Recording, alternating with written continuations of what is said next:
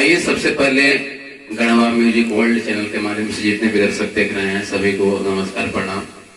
और आज एक ऐसे शख्स से मिलाते हैं जिसका उम्र मात्र लगभग अभी 4 साल कंप्लीट होने वाला है, लेकिन जिसके अंदर संगीत का जुनून अभी से भरा हुआ है, जो कभी आज मेरे स्टूडियो में आया हुआ है बच्चा। तो आइए इससे बात करते हैं और जानते हैं इसके बारे में।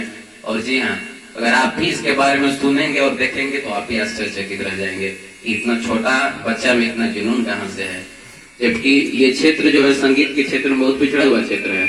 फिर भी हमारे यहाँ भी टैलेंट का कमी नहीं है, बहुत सारे टैलेंटेड लोग हैं। तो आइए इस बच्चे से बात करते हैं और देखते हैं क्या क्या जानता है और क्या सुनाता है। क्या नाम है बाबू? सोनू। अच्छा, कहाँ पर आए हुए हो? कुमार डिजिटल में।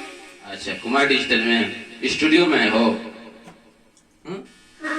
अच्छा, क्या होता है यहाँ पर? गाना गाते हैं। गाना गाते हैं? अच्छा, तुम भी गाते हो? अच्छा, तुमको कोई गाना सुनाओ अच्छा से। तू हंसी के बदल जान दिलों के दर्द भर गइल, ये तोरा प्यार में पागल, ये तोरा प्यार में पागल, दिल दीवाना हो गइल। तू हंसी के बदल जान दिलों के दर्द भर गइल, ये तोरा प्यार में पागल, ये तोरा प्यार में पागल, दिल दीवाना हो गइल।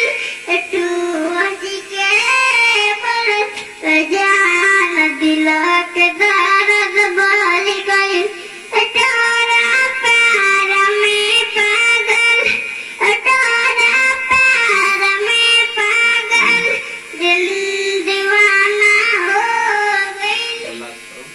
गाओ इसको लास्ट तू हंसी के बदल जान दिलों के दर्द भर गइल, ये तोरा प्यार में पागल, ये तोरा प्यार में पागल, दिल दीवाना हो गइल।